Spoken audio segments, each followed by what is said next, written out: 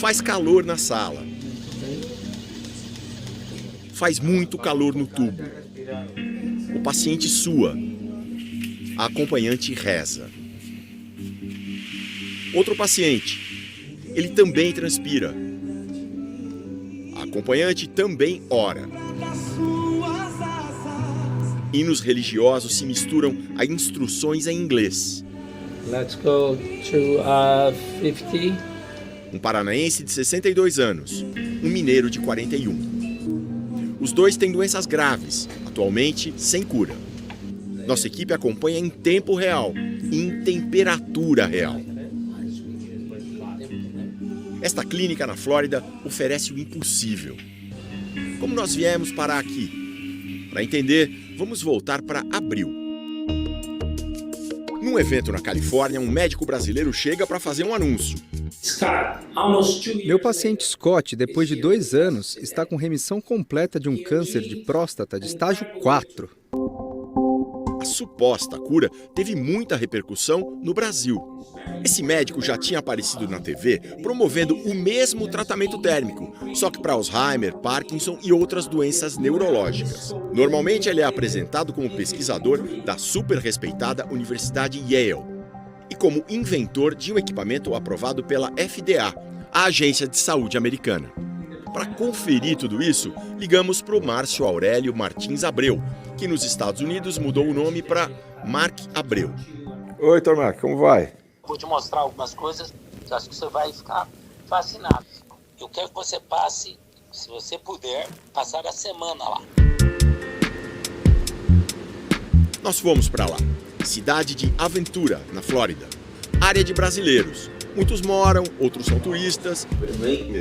Prazer. E outros buscam tratamento. Tiram sangue, passam por testes cognitivos. Você vai interligar números com letras. Provas de força. Abaixo. E depois vem o tubo de calor. Cada um pagou adiantados cerca de R$200 mil para uma sessão de 2 a 3 horas. O Renato tem ataxia de Machado-Joseph, doença neurodegenerativa que afeta muitos na família. A mãe dele morreu disso. Eu prefiro acreditar em Deus, prefiro acreditar que vai dar tudo certo. O seu Décio tem Parkinson. E a expectativa minha maior é de ver esse tremor embora, né? Essa é a expectativa minha. A clínica se chama BTT. É uma abreviação em inglês para túnel térmico cerebral. Esse túnel seria uma espécie de ligação que vai desde uma pele bem fininha entre o olho e o nariz até o cérebro. Então, medindo a temperatura dessa pele, daria para saber a temperatura cerebral. E sem botar um termômetro no cérebro, o que seria muito invasivo. Até o site da Universidade Yale noticiou a descoberta desse túnel pelo Dr. Mark. Foi em 2003. Ele tinha 41 anos, fazia pós-doutorado. Então, com base no que descobriu, criou um termômetro para vender. Um termômetro para medir externamente a temperatura do cérebro parece ser uma invenção útil. E com base numa descoberta científica que também parecia ser importante. Mas tem um detalhe. Essa descoberta ficou nisso, nas notícias que saíram no site da Universidade Yale e na repercussão que aconteceu na imprensa brasileira. A descoberta do Dr. Abreu, do túnel, nunca foi publicada numa revista científica, que é o jeito de os outros pesquisadores conhecerem os avanços. E no mundo da ciência, se uma pesquisa não é publicada, ela não existe. O Dr. Mark se formou oftalmologista na Escola Paulista de Medicina, em 1985. Logo depois da residência, já foi para os Estados Unidos, onde trabalhou em várias universidades.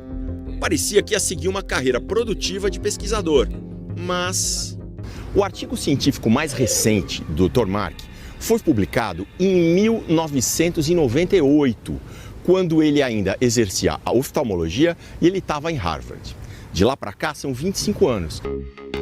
No caso da descoberta do túnel térmico cerebral, por exemplo, Mark Abreu só apresenta esse texto, que é de 2020, 17 anos depois do anúncio do túnel.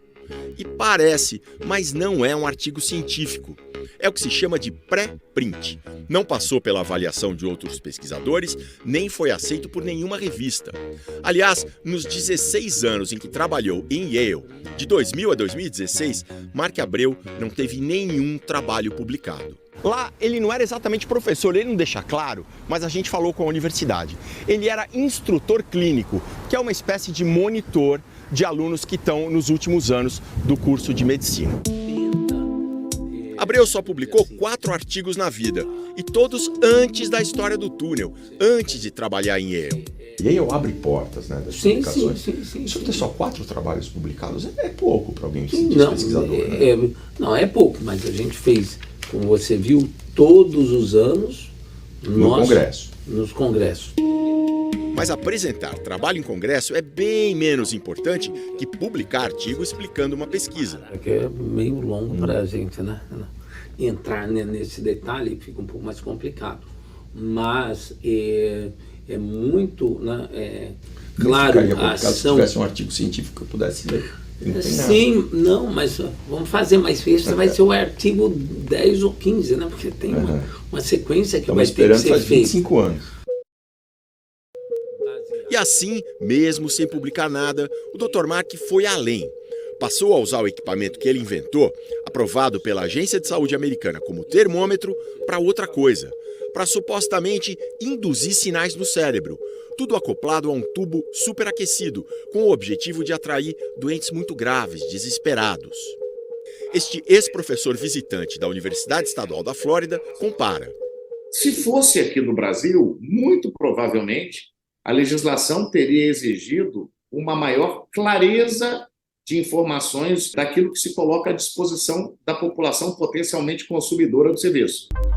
Segundo Mark Abreu, o tratamento serviria para ativar um tipo especial de proteína, as proteínas de choque térmico.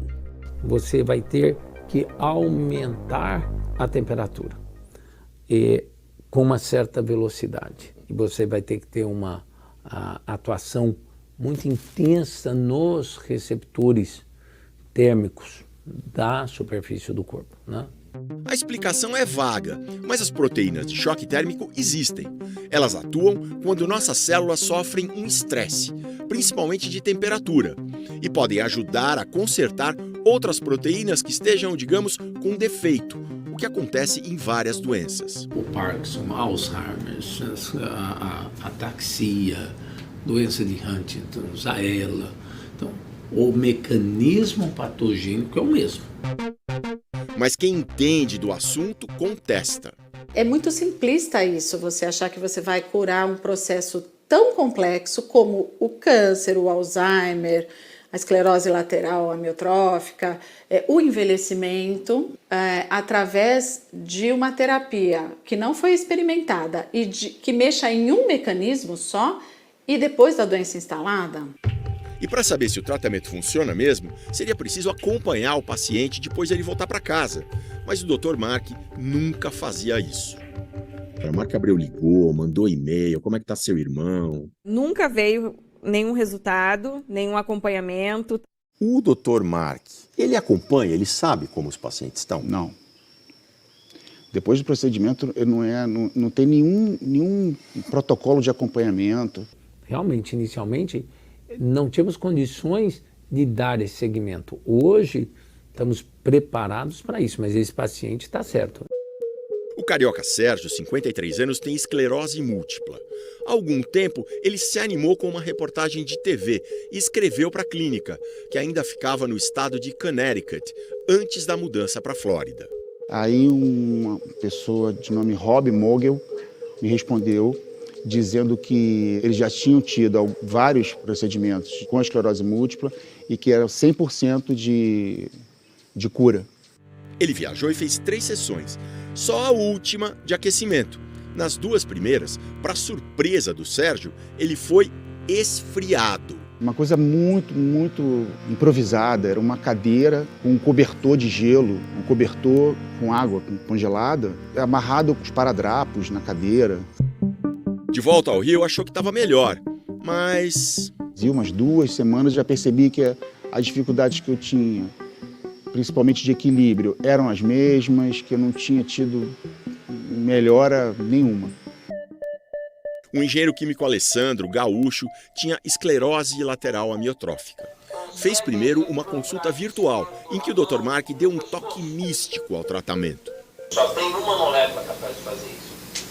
E é a proteína de Jopten. Ela é criada, eu falo para meus pacientes, né, dadas por Deus a todos nós. E nós já fizemos aqui nos Estados Unidos com sucesso. Convencido, Alessandro juntou dinheiro em vaquinhas e viajou. A primeira sessão nem chegou ao fim. O coração dele que não deixou ele terminar o tratamento, sabe? A frequência cardíaca aumentou demais, a pressão aumentou demais. De volta ao Brasil, os exames não indicaram problema cardíaco. Ele embarcou para mais uma sessão. De novo, não foi fácil. Coração disparado, daí momentos que tiveram que colocar oxigênio nele. Foi sofrido, assim, pra gente assistir, sabe? Foi bem sofrido.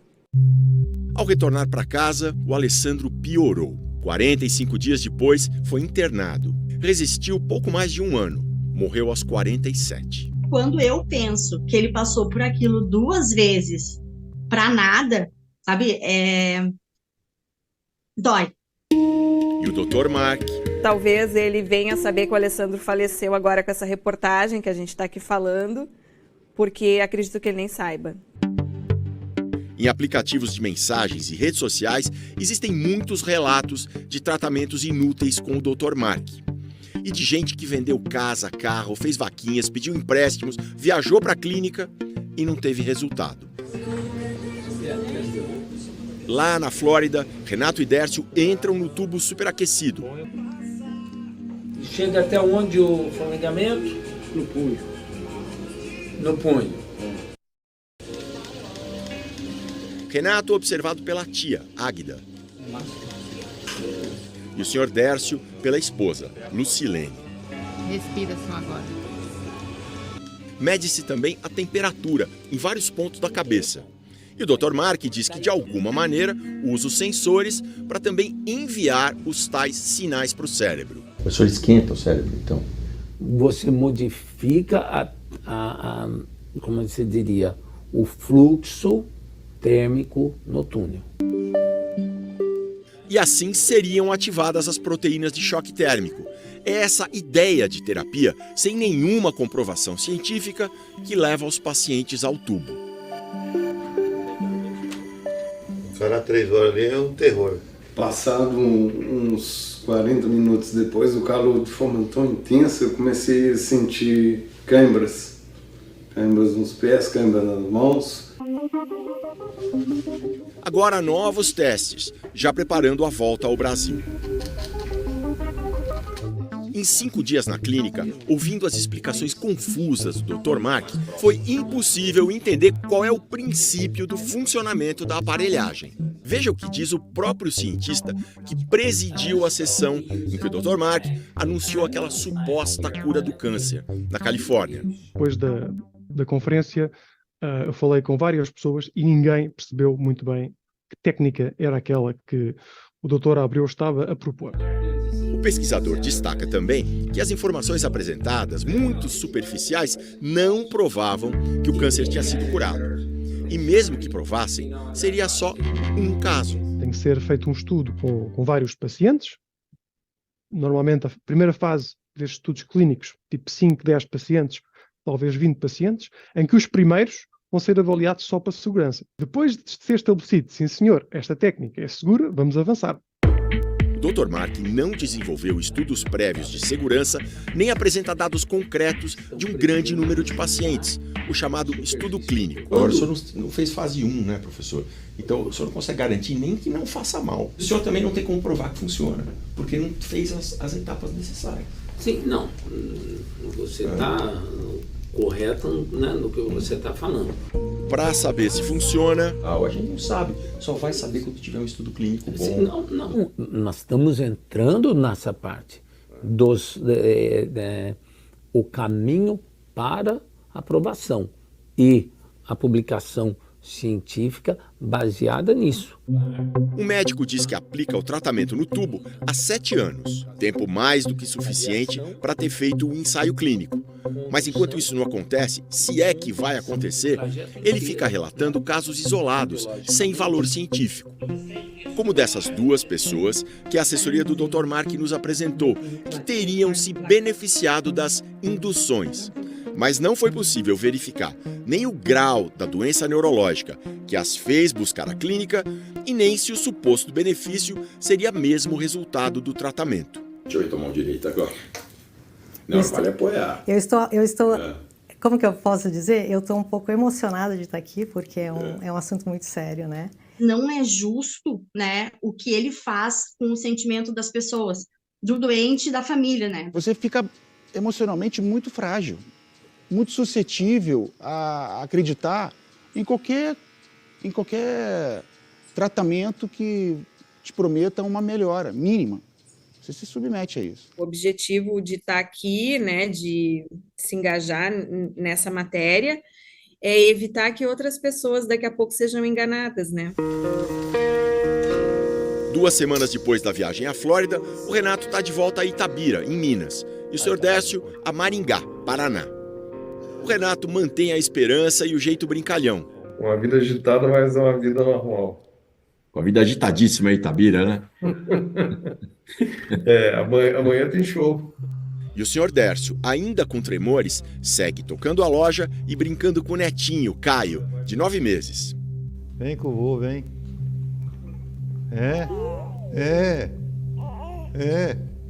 Que para segurar ele tem que ser firme mesmo, o bichinho esperneia, né? Para tratamentos que anunciam uma suposta cura milagrosa, os cientistas sempre alertam. No que diz respeito a um contexto científico, não é significativo. Será que foi pelos tratamentos que ele recebeu anteriormente? Será que foi pelo efeito placebo? No poderoso efeito placebo, a pessoa melhora porque confia que vai melhorar. Segundo o Dr. Mark, é grande a fila de pacientes que aguardam vaga na clínica. Para fazer um tratamento que, se seguisse as regras da ciência de qualidade, teria passado por um comitê de ética, teria sido testado num estudo clínico e depois publicado para avaliação dos cientistas. Então, não existe maneira alguma de você fazer uma pesquisa envolvendo seres humanos que você não tenha essa necessidade, né? Sabemos que nem sempre é o caminho trilhado, mas é esse o caminho. Esse é o caminho verdadeiro. Dr. Mark não seguiu esse caminho. E assim, na ensolarada Flórida, segue atuando nas sombras da medicina, sem reconhecimento da comunidade científica, cobrando caro e apostando na dúvida e no desespero dos pacientes.